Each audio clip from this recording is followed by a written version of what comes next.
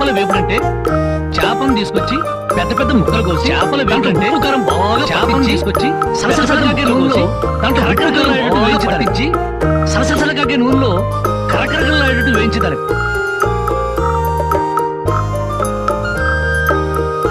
చేపల వేపుడంటే చేపను తీసుకొచ్చి పెద్ద పెద్ద ముక్కలు కోసి దాంట్లో ఉప్పు కారం బాగా పట్టించి సలసలకాగే నూనెలో కరకరలాడేటట్టు వేయించుతారు.